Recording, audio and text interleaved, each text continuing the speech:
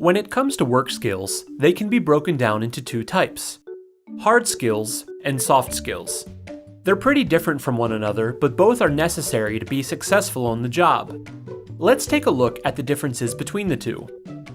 Hard skills are concrete skills that are specific to your job and are required for you to actually do your work.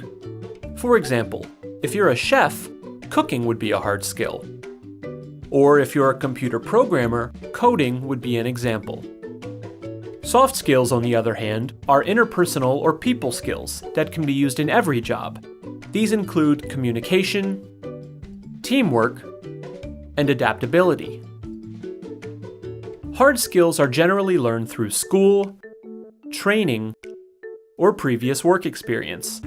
They're more objective, meaning that once you've learned the information or task, you would then possess that skill. Soft skills are more difficult to develop. You'll need to practice them over time in the real world with others. They come naturally to some people, while others may not have such an easy time with them. Hard skills are easy to measure.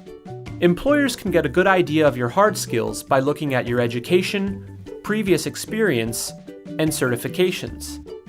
Soft skills are harder to evaluate. They can't really be communicated well through your cover letter or resume. Instead, employers usually have to wait until an interview or your first few weeks on the job to get a good idea of your soft skills. Despite their differences, you'll need both hard and soft skills if you want to become more hireable or be successful in your current job. Goodwill Community Foundation, creating opportunities for a better life.